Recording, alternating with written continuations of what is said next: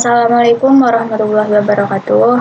Perkenalkan, kami dari kelompok 6 yang beranggotakan saya, Elokmaya Tunisa, beserta teman saya, Muhammad Hafid Siddiq dan Satria Utomo. Izin mempresentasikan hasil review jurnal untuk memenuhi tugas ujian akhir semester atau UAS dalam mata kuliah Teknik Riset Operasional mengenai teori antrian. Adapun identitas jurnal ini kami ambil dari Jurnal Tekno Insentif ISSN P 1907-4964 ISSN E 2655-089X doi https://doi.org 10.36787 jti.v 13i1.102 April 2019. Judul jurnal yang kita review adalah Analisis Model Sistem Antrian pada Pelayanan Administrasi. Teori antrian merupakan salah satu bagian dari teori probabilitas atau probabilistic theory pada tahun 1996. Implementasi dari teori antrian ini salah satunya digunakan untuk menguraikan kemacetan lalu lintas telepon. Penulisan model antrian mengikuti notasi Kendall dengan bentuk A garis miring B garis miring C. Kemudian ditambahkan simbol D dan E sehingga menjadi bentuk A garis miring B garis miring C garis miring D garis miring E. Simbol tersebut diberi nama notasi Kendall pada tahun 1996. Teori antrian merupakan teori yang menyangkut studi matematis dari antrian-antrian atau baris-baris penungguan pada tahun 1996. Formasi baris-baris penungguan merupakan sesuatu yang biasa terjadi apabila kebutuhan akan suatu pelayanan melebihi kapasitas yang tersedia untuk menyelenggarakan pelayanan tersebut. Tujuan utama teori antrian mencapai keseimbangan antara ongkos pelayanan dengan ongkos yang disebabkan oleh adanya waktu menunggu tersebut. Adapun asumsi model antrian. Yang pertama, asumsi 1, peluang suatu kedatangan terjadi antara T dan T plus S hanya bergantung pada panjang S. Artinya, peluang tidak bergantung pada T atau banyaknya kejadian yang terjadi selama periode waktu, atau 0, T. Asumsi kedua, peluang suatu kejadian terjadi dalam interval waktu yang singkat, H adalah positif, tetapi kurang dari 1. Asumsi 3, setidaknya ada satu kejadian yang terjadi dalam interval waktu singkat H. Metode penelitian. Metode penelitian yang digunakan melalui beberapa tahapan, yaitu pengumpulan data pada bagian administrasi, analisa hasil model antrian, dan analisis hasil model antrian menggunakan WinQSB. Untuk slide selanjutnya akan dijelaskan oleh teman saya. Kepada Satria Utomo, dipersilakan. Baik, terima kasih atas waktu yang diberikan. Di sini saya akan melanjutkan pembahasan mengenai review jurnal yang sudah kelompok kami kerjakan. Sempat disinggung di atas tentang alur metodologi penelitian, kita bisa melihat bahwa hal pertama yang kita lakukan adalah mengidentifikasi dan merumuskan masalah. Fungsi dari tahapan ini adalah memberikan batasan agar diskusi yang kami lakukan tidak melebar dan tetap pada topik yang dibicarakan. Selanjutnya yang kita lakukan adalah mengisi data yang diperlukan. Ada 2 data yang diperlukan, yakni jumlah kedatangan dan waktu yang dibutuhkan oleh server untuk melayani satu customer. Tahapan selanjutnya yaitu pemeriksaan steady state. Steady state di sini bisa kita artikan sebagai suatu kondisi di mana sebuah sistem keadaannya tidak berubah seiring berjalannya waktu, atau kita bisa sebut sebagai konstan. Di dalam fase ini ada dua tahapan. Yang pertama yaitu uji distribusi kedatangan, dan yang kedua yaitu uji distribusi pelayanan. Setelah uji distribusi kedatangan, bisa dilihat bahwa ada yang namanya data distribusi Poisson. Di dalam teori statistika, data distribusi Poisson adalah sebuah peluang dari jumlah peristiwa yang terjadi pada periode waktu tertentu apabila rata-rata kejadian tersebut diketahui. Lalu di dalam uji distribusi pelayanan ada yang namanya data distribusi eksponensial. Data distribusi eksponensial ini sering digunakan dalam suatu kasus yang berkaitan dengan waktu tunggu. Contohnya seperti waktu hidup suatu alat atau sistem, lamanya percakapan yang dilakukan di telepon, dan lain sebagainya. Setelah tahapan-tahapan tersebut dilakukan, baru kita bisa menganalisa menggunakan metode model antrian ini. Di dalam analisa model antrian ini, kita bisa melihat proses Poisson yang sudah kita bahas sebelumnya dari 3 asumsi kondisi sebuah antrian, di mana kedatangan pengunjung terjadi selama interval waktu. Misalnya, Tn adalah waktu yang ditunjuk saat pengunjung ke N datang, dan Xn adalah waktu antar kedatangan pengunjung ke N dan pengunjung yang datang ke N dikurangi 1. Jadi, bisa didapat Xn sama dengan Tn dikurangi 1. Asumsi 2 dapat dinyatakan sebagai P adalah Xn yang lebih besar dari T dan lebih besar dari 0 untuk setiap T yang lebih besar dari 0. Asumsi 3 untuk hal kecil satu kejadian mungkin terjadi, maka asumsi 2 berlaku untuk setiap Xn bilangan real, sehingga P adalah Xn lebih besar dari T dan lebih besar dari 0 untuk setiap T yang lebih besar dari 0. Kemudian dari asumsi 1 diketahui bahwa X lebih besar dari T ditambah S, dan X lebih besar dari S sama dengan P, X lebih besar dari T, sehingga diperoleh perhitungan sebagai berikut. Jadi P X lebih besar dari T dan ditambah S sama dengan P, X lebih besar dari T dan P, X lebih besar dari S. Lalu selanjutnya akan dicari fungsi G yang memenuhi persamaan satu tadi. Misalnya G I sama dengan C, maka Gn sama dengan G 1 ditambah 1 ditambah 1 ditambah Gn. Sehingga Gn adalah G kali 1, G kali 1, dan G kali 1. Lalu Gn sama dengan C pangkat N. Bisa dilihat di sini C sama dengan G 1 sama dengan C sama dengan G 1 per N dan seterusnya. Sehingga berakibat C 1 per N sama dengan G 1 per N. Dari 2 dan 3 untuk T bilangan rasional berlaku C M sama dengan N sama dengan G M per N. Secara umum untuk T sembarang bilangan real non negatif berlaku G T sama dengan C1 untuk setiap T yang lebih besar atau sama dengan 0.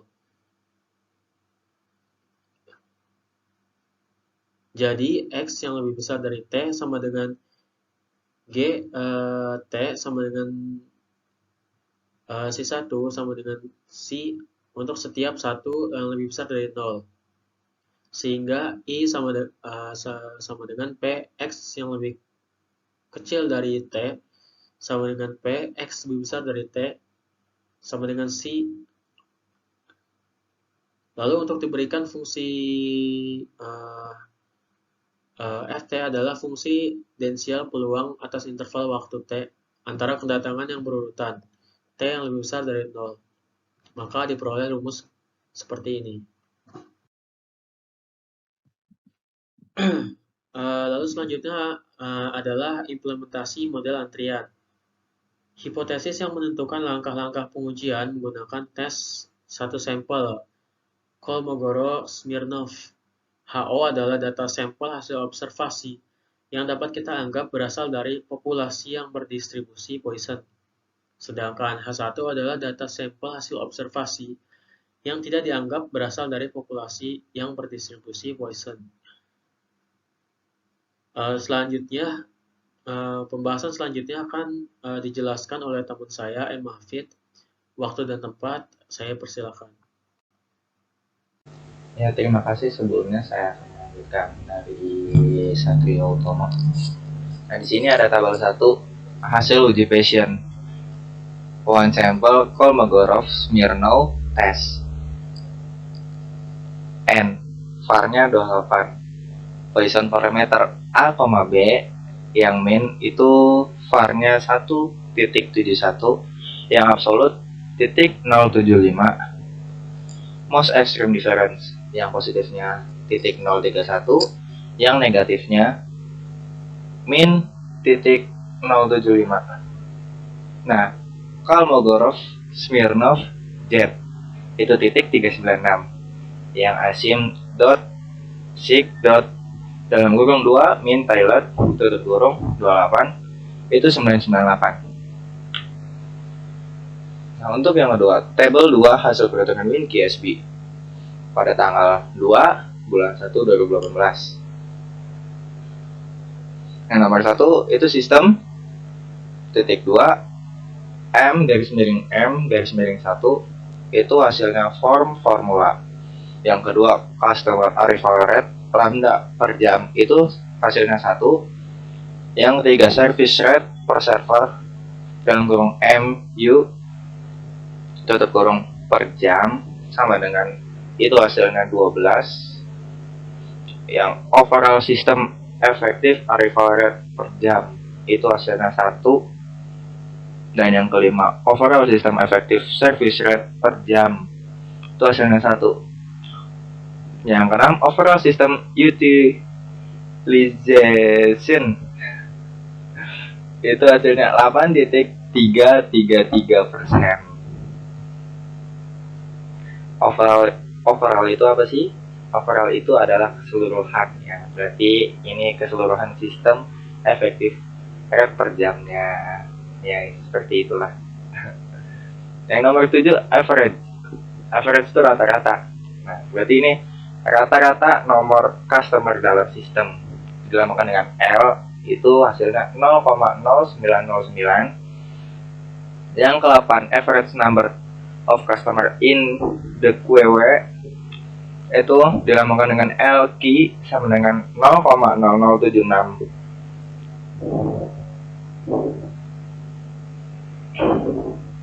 Average yang selanjutnya nomor 9, average number of customer in the QW for a busy system itu dilambangkan dengan dalam kurung LB sama dengan 0,0909. Yang ke-10, average team customer spend in the system dalam kurung W sama dengan 0,0909 jam.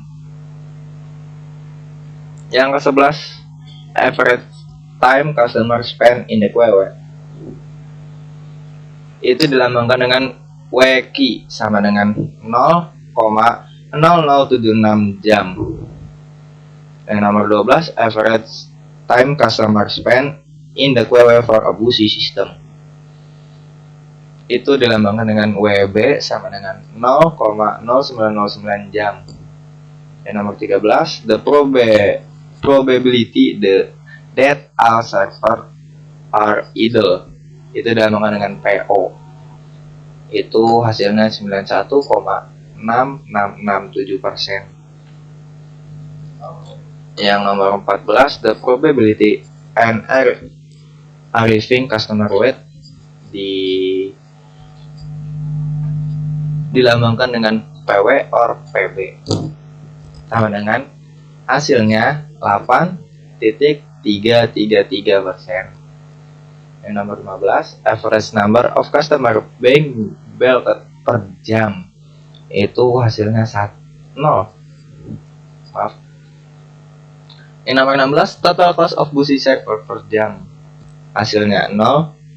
Dan sampai nomor 22 hasilnya tetap 0.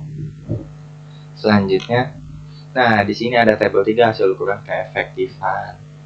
Nah, di sini kita ambil contoh satu dari pagi dan satu lagi dari sore ya, biar nggak terlalu lama menjelaskan. Ya, dari waktu jam 7.30 sampai 8.30 itu hari Rabu ada satu, Kamis ada satu, arrival rate-nya 1, service rate-nya 12. P-nya 8.3333%, sedangkan LS-nya 0,0909 dan LQ-nya 0,0076, WS-nya 0,0909, WQ-nya 0,0076.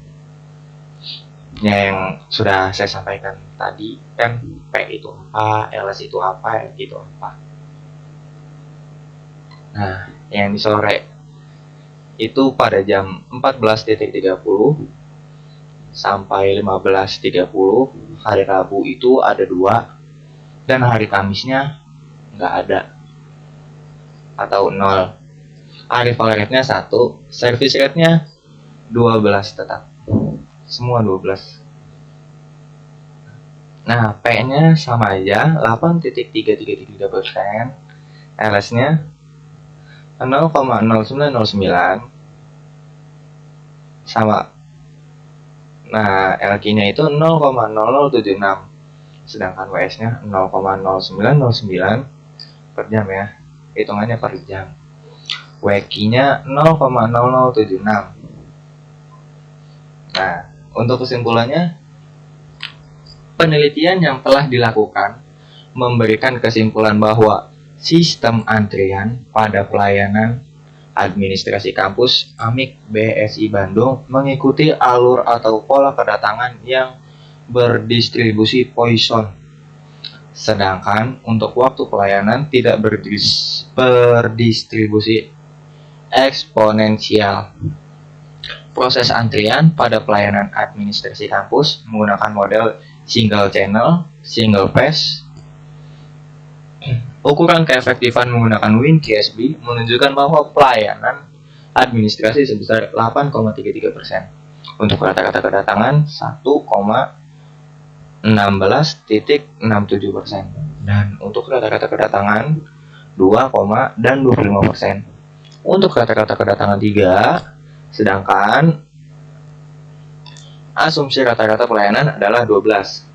Tidak perlu penambahan petugas pelayanan dengan idle time lebih besar dari 83%. Nah, cukup sekian dan terima kasih. Apabila ada kata yang menyinggung atau ada yang salah, mohon dibenarkan. Wabillahi taufiq wal hidayah. Wassalamualaikum warahmatullahi wabarakatuh.